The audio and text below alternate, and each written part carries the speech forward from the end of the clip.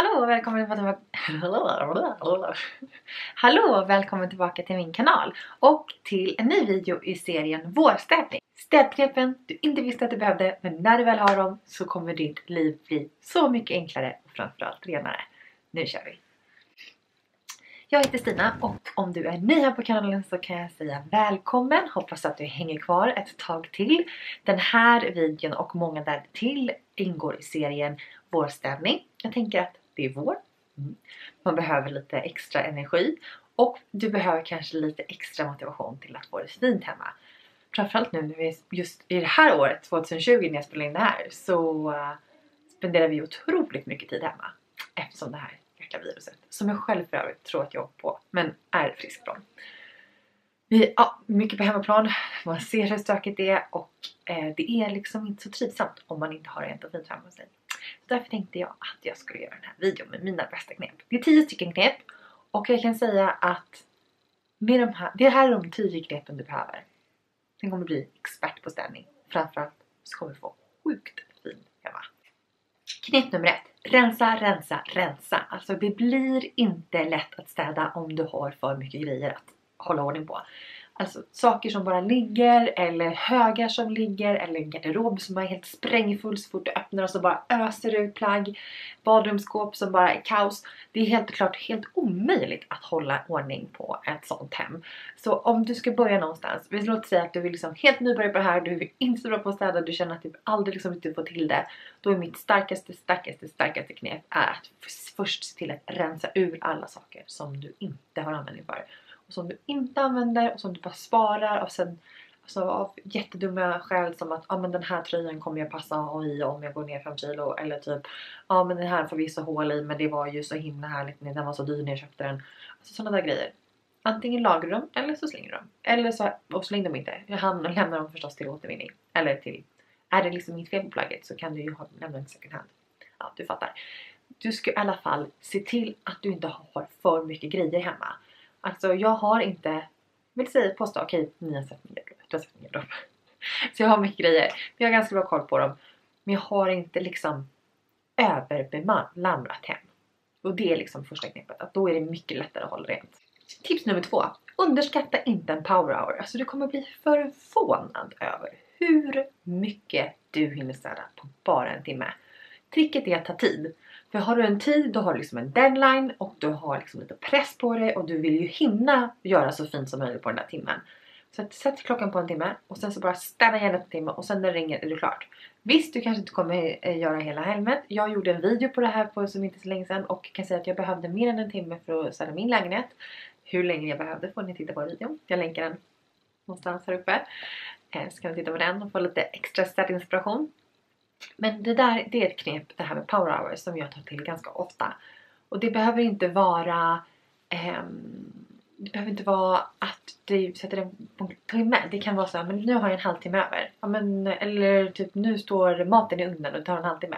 Så ta den timern då som du använder till maten och också använder den till att städa.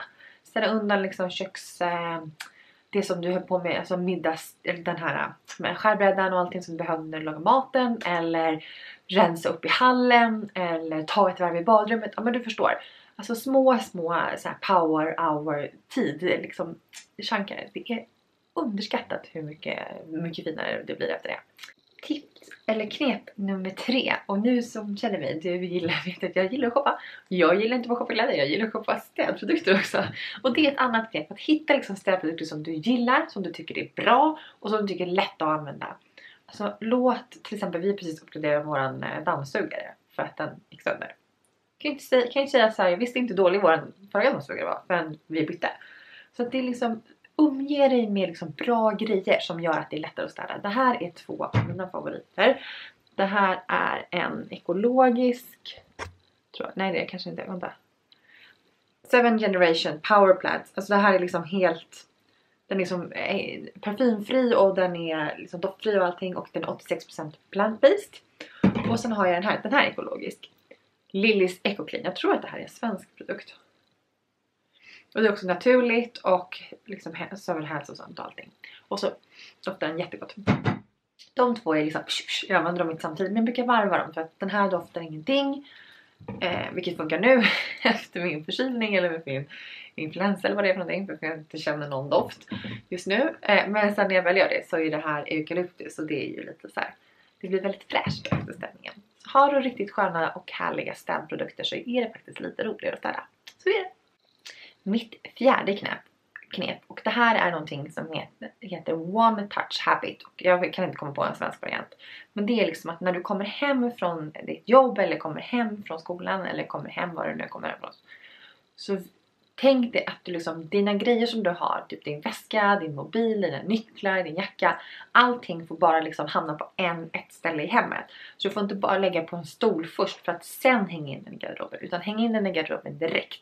Det gör att du liksom tar bort allting som du behöver ta bort på en gång. Istället för att det står massa väskor i hallen och det står skor framme och det ligger någon kappa slängd på någon soffa och det ligger massa post liksom på köksbordet.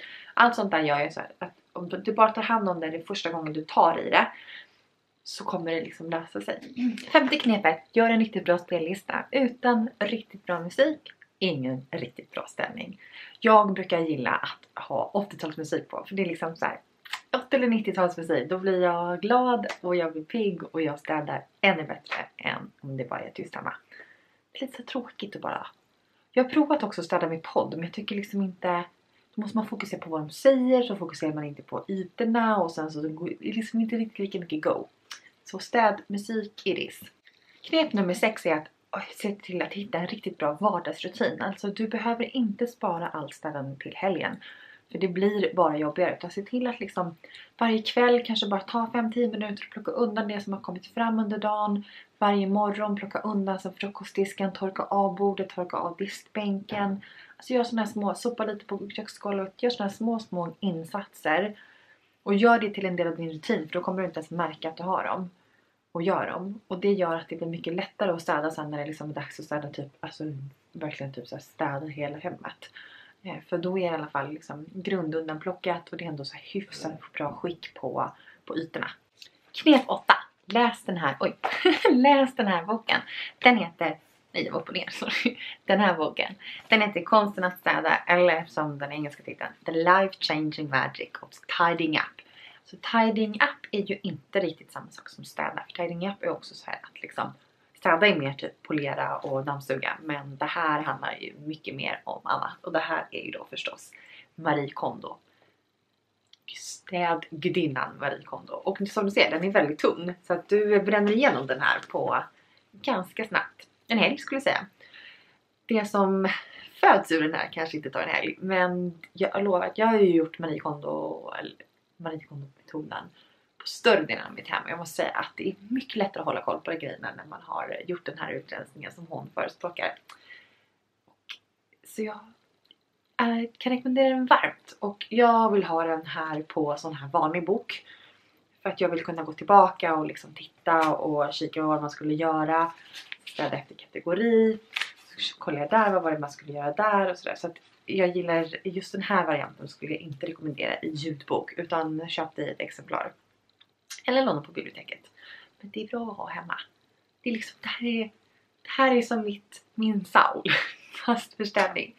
Så himla bra och så inspirerande. Och vill du förstå lite mer om hennes teorier, så kan du kolla på Netflix-serien. För den är ju också ganska mysig. Den går lite snabbt så här. Det är ju tv. Så att det går inte så. Det tar ju bara 45 minuter för dem att städa sitt hela hem. Men det tar desto längre tid. Men det här är en riktigt bra. Den är verkligen life changing. Så att, kör på den. Nästa knep är att hålla dina ytor rena. Alltså jag förstår att det är svårt att städa typ en köksbänk när det står brödrost, mixer, det står vattenkokare, det står liksom en skål med kryddor, det står liksom med någon blomma, det är någon skärbräda. Alltså du gör ju förstås som du själv vill, men jag kan säga att jag är så nöjd att vi har väldigt ganska klina ytor i köket. Det enda vi har är liksom ett fat med där vi liksom har kryddor och sånt, men det är liksom samma, då är det inringat så det står liksom inte utspritt, och sen har vi en KitchenAid, men sen har vi ingen mer vi har en kaffemaskin också på andra sidan diskbänken, just det. Men vi försöker ha ganska få liksom apparater framme för att dels bara ta fram de KitchenAid är liksom ett smycke i sig. Men annars så kaffemaskinen använder vi varje dag. Men annars använder vi inte alla våra liksom, apparater varje dag. Så då får de inte vara framme. Då tar jag fram dem när jag väl behöver dem. Det gör att det är mycket lättare att städa. Samma sak gäller på liksom andra ytor. Att ha inte för mycket grejer framme. Alltså. Och visst, du får absolut ha liksom dekorationer. Men gör det som stilleben liksom i en begränsad yta. Så att det blir liksom fria ytor och så blir det dekorativa ytor. Det är i alla fall hjälper mig att hålla liksom bättre ordning. Plus att det blir jättemycket lättare att dammtorka. För man behöver liksom inte lyfta på hur mycket grejer som helst. Utan man har ganska bra svepytor. Det 9:e knepet är att ta hjälp. Du behöver inte göra allting själv. Alltså, vem orkar göra allting själv? Ingen. Om du inte tycker... Nej, jag vet faktiskt inte. Om du har råd förstås. Har du råd, ta hjälp. Vi har ju städhjälp nu när... Vi städar hjälp en gång i veckan. Men den kommer vi under våren att skära ner till 2 varannan vecka istället. Men jag kommer komma in på det. En annan video varför det är så. En händer lite grejer i livet. Men så vi har hjälp med städningen.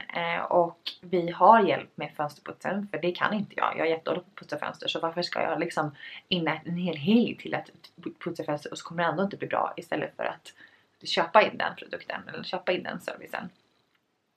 Och i och med rutavdraget så finns det ju möjlighet. Man behöver inte liksom, du behöver inte ha någon regelbundet. Men det kan vara skönt att ha någon som kommer till jul kanske.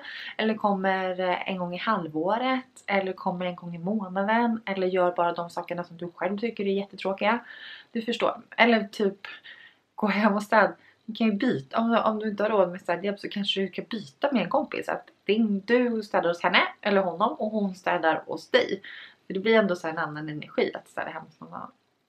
Kanske det är äckligt. Jag vet inte. Vad tycker du? Skulle man kunna städa hemma hos en kompis? Svara i kommentarerna. Eller i den här lilla frågan. Det kanske man ska göra. Ja. Jag skulle inte vilja städa hemma hos någon annan dock. Kommer på nu. Så jag vet inte om mitt knep var så bra. Men ta hjälp. Det var det som var knepet. Det var det riktiga knepet. Ta hjälp och liksom skäms inte för att liksom använda professionell hjälp. När du faktiskt de gör mycket, mycket bättre.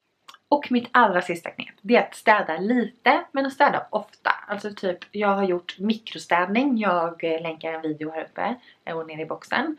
Det är till exempel att du väljer bara ett område i ditt hem där du ska städa. Låt säga en garderob, eller i hallen, eller i en kökslåda, eller i det här skräpskåpet. Och så gör du det, liksom bara det. Och sen när du är klar, då är du färdig. Och det brukar inte ta mycket längre än kanske en halvtimme att göra såna här små städinsatser. Och det gör ju på sikt att du håller ditt hem i en väldigt bra skick. För att du har liksom hela tiden liksom ruljans på din städning. Och du har hela tiden. Du låter inte gå för långt mellan tillfällena. Vilket gör att det inte blir för stökigt. Så det skulle jag verkligen rekommendera. Jag gör gärna sådana små punktinsatser. Så att jag vet att men den där lådan är välstädad. Resten av lägenheten kanske inte lika välstädad, men lådan, den är fantastisk. Nåväl, det var alla mina knep och jag hoppas att du tyckte att de var intressanta och givande och inspirerande. Och har du några bättre eller några andra knep när det kommer till städning så får du jättegärna tipsa om dem där nere i kommentarerna. Annars så hoppas jag att vi syns i en annan video. Ha det så bra! Hej då, tack för att du tittade!